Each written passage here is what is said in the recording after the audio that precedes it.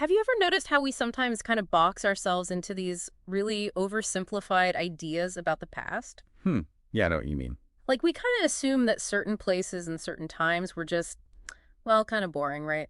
Like, nothing much happened. Yeah, totally. It's like the nothing to see here version of history. Right. Well, get this, because when it comes to ancient East Asia, specifically the Middle Paleolithic period, things are way more exciting than we ever thought. You're telling me.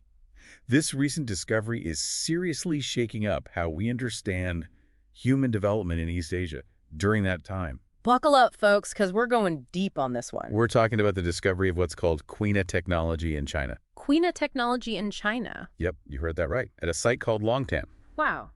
So, just for context for everyone listening, the Middle Paleolithic is a pretty massive chunk of time. Oh yeah, we're talking roughly 300,000 to 40,000 years ago. A lot happened back then. Seriously, it's when modern humans were really hitting their stride in Africa, taking those first big steps out into the world. And in Eurasia. Well, over in Eurasia, that's where the Neanderthals and Denisovans were really flourishing. Our close evolutionary cousins. Exactly. And for a long time, the narrative was that while all this was happening in the West, East Asia was pretty much Static. right. Like, not a whole lot going on. Yeah, kind of the slow lane of evolution. At least that's how it was often viewed. But these two articles you sent me, Oh, they're fascinating, aren't they? seriously, both published just recently, March 31st to be exact, in the Proceedings of the National Academy of Sciences, or PNAS. Top-notch journal. And they're completely flipping that old narrative on its head. Yeah, they're saying, hold up, East Asia was way more dynamic than we thought, especially during the Middle Paleolithic. So that's what we're diving into today. We're unpacking this whole Quina technology discovery and figuring out why it's such a big deal for our understanding of human evolution in East Asia. Okay, so first things first. Quina technology, what is it? Well, at its core, it's a very specific way of making stone tools. Specific how? It's not just about any old stone tool. We're talking about a particular set of tools with some pretty sophisticated techniques behind them. Okay, so there's a whole toolkit, but there's one tool that's the real star of the show, right? Absolutely. The Quina scraper. All right, so paint us a picture. Yeah. What does this scraper look like? Imagine a fairly thick, often a bit asymmetrical piece of stone. Okay, got it. But here's the key. It's got this broad, super sharp working edge. And that edge isn't just a result of some casual chipping away at the stone. What do you mean? These edges, they show signs of careful shaping and resharpening. They were used and then meticulously maintained. Like they were taking good care of their tools. Exactly. They weren't disposable. These were valuable, carefully crafted pieces. And at the Longtan site? Well, at Longtan, researchers found a whole bunch of these distinctive scrapers, along with all the debris and flakes you'd expect from making them. So they found the whole workshop, essentially. Pretty much. And that's where things get really interesting. Because Quina technology, up until now, has been considered something very specific to Europe. Wait, really? Like exclusively European? Yep. It was first identified and described all the way back in 1953 at the Quina Neanderthal site in France. And ever since then? It's been seen as a defining feature of certain tool-making traditions among Neanderthals in Europe. So finding it in China is? It's like discovering a very specific style of ancient Roman architecture suddenly popping up in, I don't know, ancient Japan. And there's no known connection between the two. It's that out of place. It's pretty wild. And the timeline for these Longtan scrapers is crucial, right? Absolutely. These tools date back to around 50,000 to 60,000 years ago. In fact, one of the papers actually puts it at about 55,000 years ago. Right. And that's right in line with when Neanderthals in Europe were using similar technology. So it's not just that they found Quina technology in China, it's that it was being used at the same time as in Europe. Yeah, and that really throws a wrench into that whole slow development idea for East Asia. It's like, wait a minute, if they were using such sophisticated tools back then, what else were they capable of? Exactly. It opens up so many questions. Like, who exactly were these tool makers? Right. We know Homo sapiens were around at that time, and we know that Denisovans were definitely in the region. And who knows, maybe there are other human groups we haven't even discovered yet. It's a real possibility. Okay, so let's talk about the scrapers themselves. What were they used for at Longtan? Well, researchers have been doing some pretty cool microscopic analysis of the tools. What have they found? They've been looking at the tiny wear patterns on the working edges, and they're finding that these scrapers were used on pretty hard materials, things like bone, antlers, maybe even wood. Essential stuff for survival. Exactly. Think about the tasks they would have needed to do. Hmm. Preparing animal hides for clothing or shelter, shaping bone into tools or ornaments, working wood for building or for fire. These were serious multi-tools. They really were. Yeah. And they point to a way of life that was probably pretty mobile. Makes sense. You got to be able to pack up and move if you're relying on these kinds of resources. Definitely. So that brings us to the million-dollar question. How did this tool-making technique, so strongly linked to Europe, end up in China? Right. It's the big mystery. The researchers are considering a few possibilities, aren't they? Yeah, there are two main hypotheses. Lay 'em on us. Okay, so hypothesis number one is that there was some kind of direct connection through migration. So groups of people moving eastward over generations, carrying their knowledge and tool-making traditions with them. Exactly. It's the walking with tools theory. And hypothesis number two. Independent invention. So groups in East Asia, maybe facing similar environmental challenges or just needing similar tools, independently figured out this method of making scrapers. That's the idea. It's the great minds think alike theory on a grand scale. And let's not forget about the Denisovans. Oh yeah, they're a fascinating piece of this puzzle. We know they were in southern Siberia. Not that far from Longtan, geographically speaking. And they were known for their own tool-making traditions. Right, although we have less archaeological evidence about their specific techniques compared to Neanderthals. Still, couldn't they have independently developed Quina technology in East Asia? Totally possible. They were definitely in the right place at the right time. And they were smart, adaptable folks. Absolutely.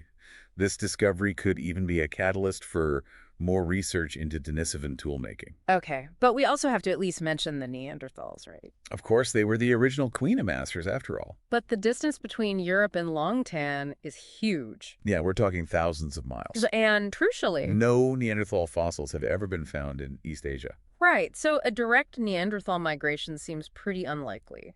I'd say so. But couldn't there have been some kind of indirect transmission of knowledge? Maybe through some intermediary group? It's not impossible, but it would raise even more questions. Like, how did that knowledge travel such vast distances? And through whom? It just shows how much we still don't know about these ancient connections and movements. It's incredibly humbling, isn't it? Totally. And let's not forget the environment. It must have played a role too, right? Oh, for sure. Environmental changes are often huge drivers of innovation. And the area around Longtan was going through some pretty big changes back then, wasn't it? Yeah, things were getting colder and harsher. So if you're a mobile group trying to survive in those conditions, you need efficient, reliable tools. Absolutely. And a scraper like the Quina, with its durable, resharpenable edge, that would have been a huge asset. It makes you wonder what the researchers are doing now to follow up on this amazing discovery. They're not resting on their laurels, that's for sure. What's their main focus right now? Well, they're really digging into that river valley region around Longtan, looking for more sites. And they're finding them, right? Yeah, they've already identified over 30 sites with artifacts that look very similar to Quina technology. So this wasn't just some isolated thing. It seems like a much wider tradition in that area. So they're trying to piece together the whole picture. Exactly. The geographical spread, how it changed over time, the whole shebang. And I imagine the ultimate goal is to find human remains at Longtan itself, right? That would be the holy grail. To know for sure who made these tools. Imagine that. If they find skeletal remains associated with the Quina technology, it would be a game changer. No more guessing games. Right. We could potentially figure out if these tools were made by Homo sapiens who had migrated to the area, by the Denisovans who were already there, or maybe even by a completely unknown hominin group. Wow, that's mind-blowing. One of the researchers even put it this way. It could help us answer the question of whether these tools were crafted by a modern human like you and me, or by a different kind of ancient human relative. That would rewrite the textbooks. Seriously. It would give us such incredible insight into who was living in East Asia during this critical period. It makes you wonder why it took so long to find evidence of this kind of technology in East Asia. That's a good question. The researchers actually offer a few explanations for that, don't they? They do. What are some of their thoughts? Well, one factor they highlight is the increased awareness within the field of archaeology. Meaning? Researchers in China are now much more aware of discoveries in Europe and Africa. So there's more cross-pollination of ideas. Exactly. And that makes them more likely to recognize similar patterns in their own findings. It's like, hey, we've seen this before, but in a totally different part of the world. Exactly. And then there's the fact that archaeological research in China has just exploded in recent decades. More excavations, more discoveries. Right, it's a numbers game. The more you dig, the more likely you are to find rare stuff. It makes sense. And then, of course, there's the elephant in the room. That old narrative of a stagnant Middle Paleolithic in East Asia. Yeah, that idea that things weren't really changing much. It might have inadvertently shaped how researchers were looking at their findings. It's like if you're not expecting to find something, you might not even see it when it's right in front of you. Totally. Or if you do see it, you might dismiss it as something unimportant. One of the researchers even said that this view might have had a tight grip on people, preventing them from seeing the full picture. It's a powerful reminder that we always have to be questioning our assumptions. We bring our own biases and perspectives to everything we do, even science. But this discovery, this is a real opportunity to shift our understanding. It's a chance to move away from that old static view and embrace a much more dynamic and nuanced understanding of the past. It's incredibly exciting. It really is. All right, so as we wrap up our deep dive here, what's the key message you want listeners to take away from this discovery? I think the most important takeaway is that this discovery of Quina technology in China, it completely challenges that old idea of a slow-moving, uneventful Middle Paleolithic period in East Asia. It's like, wake up, folks. Things were way more interconnected and innovative than we thought. Exactly.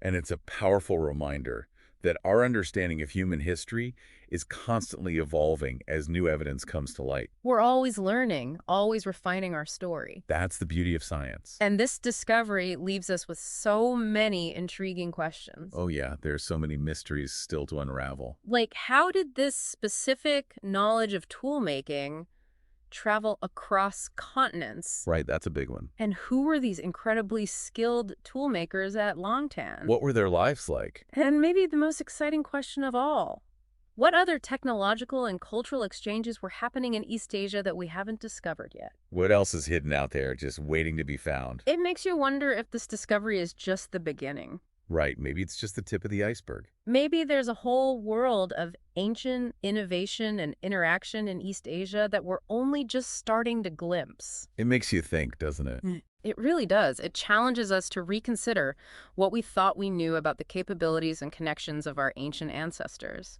And who knows what incredible discoveries are still out there just waiting to be made. That's what makes archaeology so fascinating. It's a never-ending journey of discovery. And a constant reminder that the past is full of surprises. Thanks for joining us on this deep dive. Until next time, keep exploring, keep questioning, and keep wondering about the amazing story of human history. And never underestimate the ingenuity of our ancestors.